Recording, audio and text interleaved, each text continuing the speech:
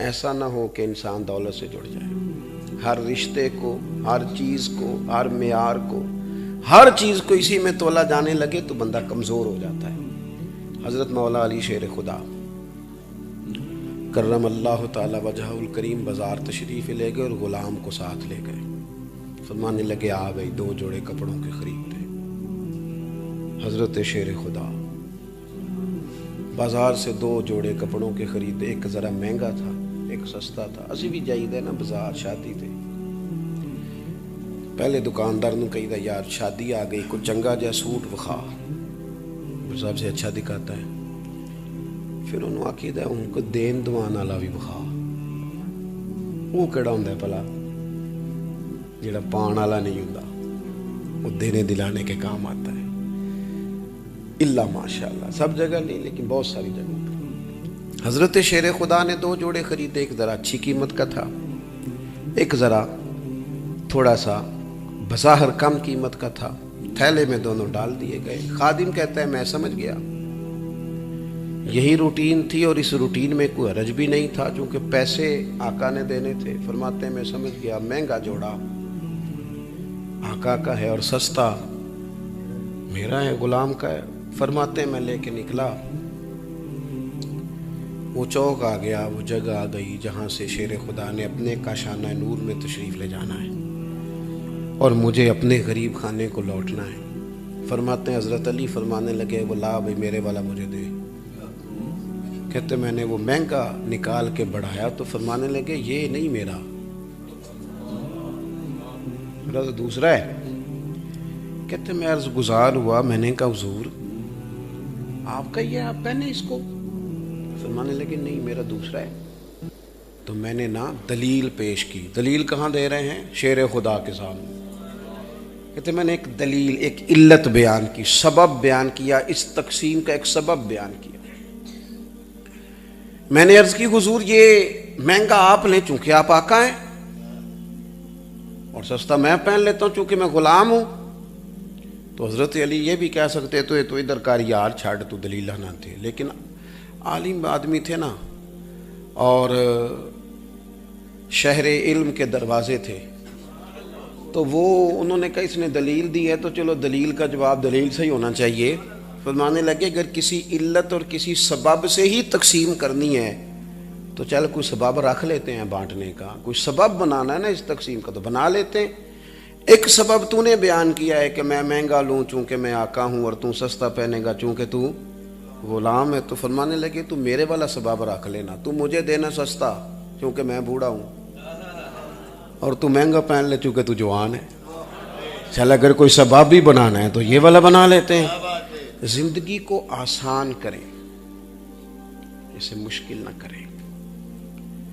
حضور نے نا ہمیں بڑا آسان کیا ہے. سیدہ پاک فرماتی ہیں حضرت عائشہ صدیقہ رضی اللہ تعالی عنہا، آپ فرماتی ہیں نبی رحمت علیہ السلام کو اگر امت کے حق میں 2 چیزوں کا اختیار دیا جاتا تو حضور وہ قبول کرتے تھے جو آسان ہے. ہم نے نا مشکل کر لیا اپنے آپ کو. مشکل کتنی پسند ناپسند ہو گئی ہے بچوں کی. آپ نے کیا کھانا ہے؟ وہ ہمارے ایک دوست ہیں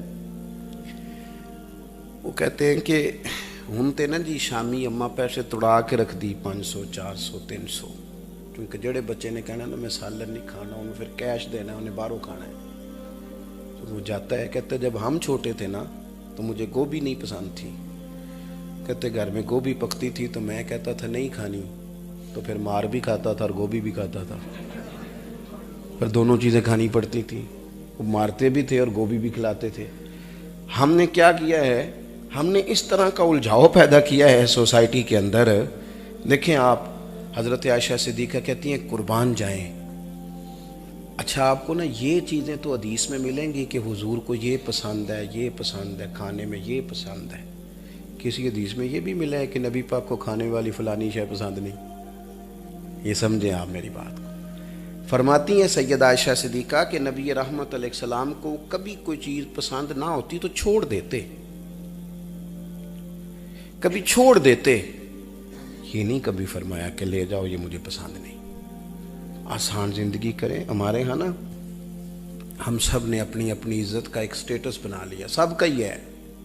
سب کا، تھوڑا سا اس سے نیچے اتریں، آسان زندگی کریں اور نظریاتی زندگی جئیں، اور اپنے آپ کو اس طرح کا بنائیں جس طرح ایک نارمل آدمی زندگی گزارتا ہے۔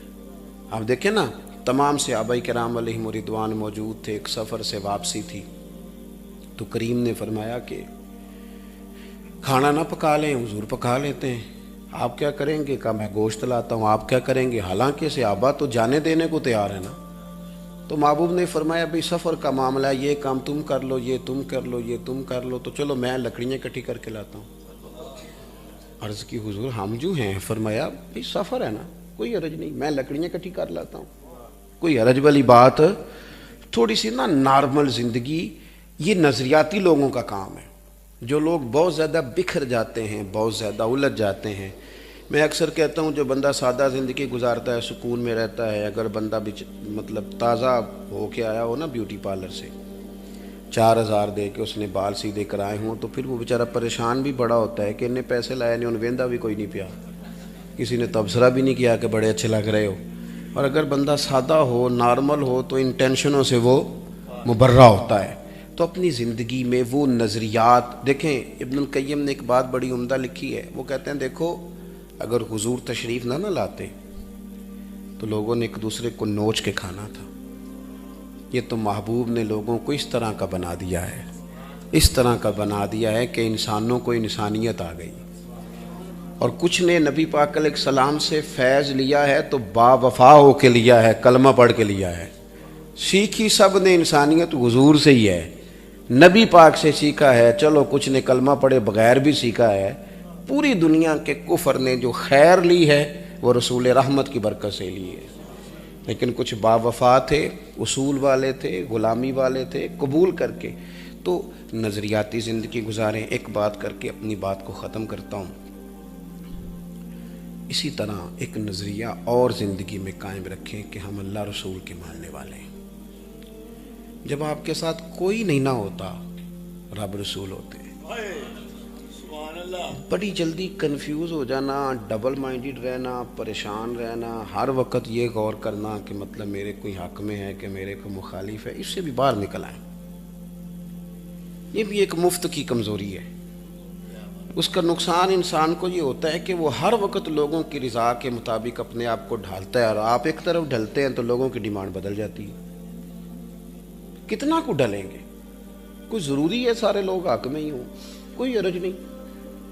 نظریاتی لوگ جو ہوتے ہیں وہ ایک سوچ ہوتی ہے کہ اللہ رسول مجھ سے راضی رہیں،